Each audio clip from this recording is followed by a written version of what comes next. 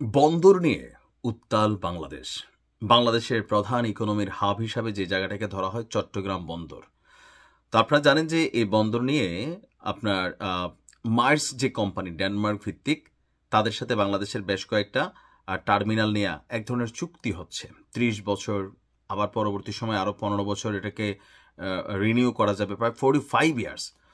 So এরপর পরই এই বিষয়টা নিয়ে বিএনপি, জামাত ইসলাম, অন্যান্য দলগুলো যারাই আছেন, এনসিপি, তারা আবার এটার পক্ষে আছেন। আপনি আসলে কি মনে করেন যে বন্দর যদি বিদেশিদের হাতে দেওয়া হয় তাহলে এটা কি দেশের জন্য ভালো হবে নাকি খারাপ হবে? কারণ আমরাও আসলে আমাদের ভিডিওগুলো সাধারণ জনগণও দেখে, রাজনৈতিক কর্মীরাও দেখে, তা আপনাদের মতামত আমরা চাচ্ছি এই ভিডিওতে তুলে ধরবেন। কেউ কেউ বলছেন যে বন্দরটা রাজনৈতিক দলগুলো চাচ্ছে, এখান থেকে এরা সারা বছর লুটপাট করে, যেই সরকার যখন ক্ষমতায় থাকে, বন্দর কন্ট্রোলিংয়ে থাকে, ওই সরকারের নেতাকর্মীদের বা দলীয়ভাবে আর এটা থেকে তাদের ভালোই টাকা পয়সা ইনকাম হয়। যদি সরকার বিদেশিদের হাতে এই বন্দর তুলে দেয়, এই খাওয়া খাওয়াইটা বন্ধ হয়ে যাবে। এটা কেউ কেউ বলার চেষ্টা করছেন যারা বিদেশিদের হাতে দেওয়ার পক্ষে, যে না, বিদেশিরা নিলে আর খাওয়া খাওয়াই সুযোগ নেই। এটা আমাদের যিনি বিনিয়োগ উপদেষ্টা আছেন, কি বলা হয় যে আশিক, তিনিও এরকম একটা ন্যারেটিভ বলেছেন যে যারা মনে করছেন বিদেশিদের হাতে বন্দর তুলে দিলে লুইটাপাইটা দেশের সার্বভৌমত্ব সমস্যা হবে, তখন তিনি একটা ডেটা দিয়েছেন যে আমেরিকা, ভারত, পাকিস্তান, সেখানেও কতগুলা বন্দর এভারেজে বিদেশিরা অপারেট করে। যেমন ভারতেও 8টা বন্দর বিদেশিরা অপারেট করে, আমেরিকা তো 16টা করে, পাকিস্তানেও করে। এরকমভাবে তিনি একটা ন্যারেটিভ তৈরির প্রচেষ্টা চালাচ্ছেন। অপরদিকে প্রধান রাজনৈতিক দল বিএনপি সহ, জামাত ইসলাম সহ, তারা মনে করছেন যে এই বন্দর বিদেশিদের হাতে গেলে রাষ্ট্রের সার্বভৌমত্ব, নিরাপত্তা ইস্যুটা এখানে ভুলণ্ঠিত হবে, অর্থনীতি দীর্ঘ সময়ের জন্য প্রভাবিত হবে। আর এই সিদ্ধান্তটা ডক্টর ইউনূসকে এই সিদ্ধান্তের জন্য রাষ্ট্র ক্ষমতায় বসানো হয় নাই, ওনাকে বসানো হয়েছে একটা সুষ্ঠু নির্বাচনের মাধ্যমে জনগণের যে ভোটাধিকার সেটা প্রয়োগ করে একটা রাজনৈতিক সরকার সিলেকশন করার জন্য। উনি আসলে এই অনুমতি ওনার কাছে নাই। তো আমাদের কুমিল্লার ভাষায় যেটা বলা হয় আর কি, ঠকে দেওয়া এক ধরনের। ডক্টর ইউনূসের সাম্প্রতিক অনেকগুলো সিদ্ধান্তের মধ্যে বিএনপি কোনো রকম মন্তব্য করে নাই শক্তভাবে, তবে এই ব্যাপারে খোদ তারেক রহমানই এবার একটা মন্তব্য দিয়েছেন, যেটা মুহূর্তের মধ্যে বিএনপির নেতাকর্মীরা আবার এটাকে ভাইরাল করেছেন। কি বলেছেন আসলে? ডয়চে ভেলে সেখানে এটা নিয়ে একটা নিউজ হয়েছে যে জনাব তারেক রহমান বলছেন স্বল্পোন্নত দেশ মানে এলডিসি থেকে উত্তরণ এবং বন্দরের বিষয় সহ দীর্ঘমেয়াদী সিদ্ধান্ত নেওয়ার ক্ষমতা কেবলমাত্র নির্বাচিত সরকারের আছে এবং এই বিষয়ে এমন কোনো সরকার সিদ্ধান্ত নিতে পারে না যাদের নির্বাচনী ম্যান্ডেট নেই। অর্থাৎ তিনি ডক্টর ইউনূসকে বলছেন যে আপনার সরকার তো কি বলা হয় যে নির্বাচনী ম্যান্ডেট আপনাদের নেই, আপনারা জনগণের রায়ে এখানে বসেন নাই। রাজনৈতিক দলগুলোর কয়েকজন নেতাকর্মী তারা বৈশা ডক্টর ইউনূসকে প্রধান মনে করছে, এনসিপির চাহিদা ছিল, তো এখান থেকে তিনি বসছেন। সারা বাংলাদেশের জনগণের মতামত তিনি দিতে পারেন না, যেহেতু বন্দর একটা বিশাল বিষয়। আর স্বল্পোন্নত দেশ থেকে উত্তরণ, এটা কিন্তু বাংলাদেশের জন্য অর্থনৈতিকভাবে অনেক ক্ষতিগ্রস্তের কারণ হবে। যে মধ্যমায়ের দেশ আওয়ামী লীগের সরকারের সময় যেটা চেষ্টা করা হয়েছে, এইটা কিন্তু প্রকৃতপক্ষে বিশ্ব দরবারে বাংলাদেশের মান বাড়াবে, কিন্তু অর্থনৈতিকভাবে আমরা ক্ষতিগ্রস্ত হব। এটা কেন হব? যে গরিব দেশগুলোর প্রতি জাতিসংঘ, ইউরোপীয় ইউনিয়ন, ওয়ার্ল্ড ব্যাংক বা এই যে বিশ্বের বড় বড় জায়ান্ট যে রাষ্ট্রগুলো আছে, বিনিয়োগ আছে, তারপরে ঔষধ কোম্পানিগুলো আছে, এখানে কিন্তু অনেক ধরনের ভর্তুকি দেয়, ছাড় দেয়। ব্যবসা বাণিজ্যের ট্যাক্সের ইস্যুটা যেটা আছে, যেমন ধরেন ভারতের সাথে ট্রাম্পের যে সমস্যা, সেই হিসেবে বাংলাদেশ অনেক ভালো আছে। কেন?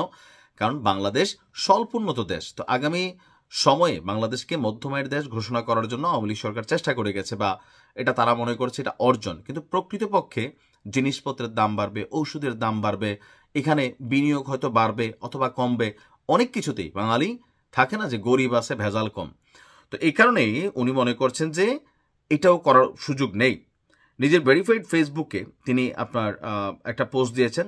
তো সেখানে তিনি বলেছেন যে বিএনপি আগে থেকে বলে আসছে 2026 সালে উত্তীর্ণ হওয়ার সময় ঠিক রেখে স্থগিতের বিকল্প খোলা না রাখার মতন সম্পূর্ণ রাজনৈতিক একটি সিদ্ধান্ত নিচ্ছে অন্তর্বর্তীকালীন সরকার, যার কোনো নির্বাচনী ম্যান্ডেট নেই। তারপরও এই সরকার এমন দীর্ঘমেয়াদী সিদ্ধান্ত নিচ্ছে যা দেশের অর্থনৈতিক ভবিষ্যৎকে দশকের পর দশক প্রভাবিত করবে। তারেক রহমান বলছেন যে আমাদের বলা হলো সময় বাড়ানো অসম্ভব, এমনকি স্থগিতের অনুরোধ করাটাও নাকি অপমানের, এবং জাতিসংঘ নাকি সেটা বিবেচনাও করবে না, অর্থাৎ এলডিসি থেকে যে উত্তরণের ইস্যুটা। কিন্তু একটু গভীরভাবে তাকালে দেখা যায় ইতিহাস ভিন্ন কথা বলে। অ্যাঙ্গোলা এবং সামোয়ার মতন দেশ তাদের উত্তীর্ণ হওয়ার সময় সংশোধন করেছে। জাতিসংঘের নিয়মই বলে কোনো দেশ অর্থনৈতিক ধাক্কায় পড়লে এই সময় বাড়ানোর সুযোগ আছে। অর্থাৎ বিএনপিও কেন এলডিসিতে থাকতে চাচ্ছে, এটাও তাদের রাজনৈতিক একটা সফলতা হবে, নয়তো তারাও রাজনৈতিকভাবে ব্যর্থ হবে। কারণ কি, তাদের সরকার ক্ষমতায় আসলো, বাংলাদেশ এলডিসি থেকে মধ্যমায়ের দেশ হয়ে গেল, তখন এই যে সাপোর্টিংগুলা, দান সদাকা বা বিশেষ সুযোগ সুবিধা সব বন্ধ হয়ে যাবে, অর্থনীতি ধাক্কা খাবে, আর সরকার যে থাকে তার দোষ হবে। তো বিএনপি বৈশাখী কিন্তু একটা ঝড় ফেস করতে হবে, আর এটার কারণে বিএনপি চাচ্ছে এলডিসি থেকে সময়টা বাড়ানোর। যে বাংলাদেশের অর্থনৈতিক অবস্থা ভালো না, এখন আমরা চাইছি, ঠিক আছে, আমরা আপাতত অনুরোধ করছি আমাদের সময়টা আর একটু বর্ধিত করেন। তো ডক্টর ইউনূস সরকার মনে করছে যে তিনি কিভাবে করবেন, এটা তো ইজ্জতের বিষয়, মান সম্মানের। কিন্তু আমার মনে হয় যে এটা অন্তত করা উচিত। বন্দরের বিষয়টা পরে হোক, এলডিসি থেকে বাংলাদেশকে আপাতত উত্তরণের বিষয়টা স্থগিত রাখা উচিত। তিনি বলছেন, আমরা কেন ভান ধরছি যে আমাদের কোনো বিকল্প নেই? কেন আমরা নিজেরাই নিজেদের ভবিষ্যৎ সীমাবদ্ধ করছি? এটা কিন্তু একটা প্রশ্ন।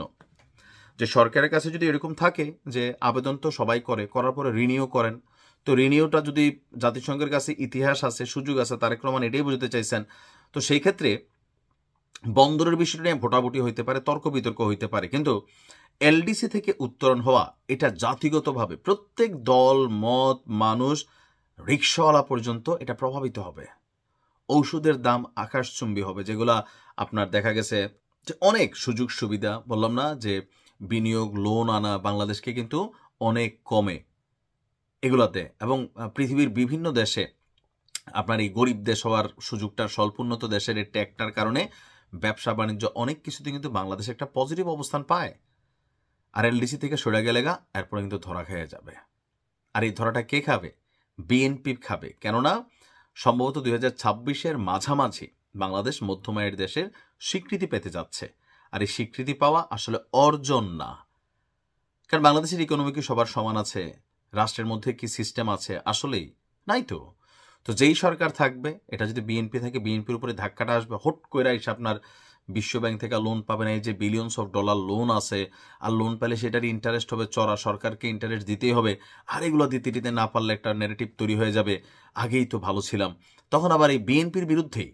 আর প্রকৃতির একটা নিয়ম হচ্ছে কি, যে ক্ষমতায় থাকে তার বিরুদ্ধে সবসময় মানুষের অভিযোগ থাকে, আর যে ক্ষমতার বাহিরে থাকে মনে হবে যে না, ওনারাই তো ভালো ছিল।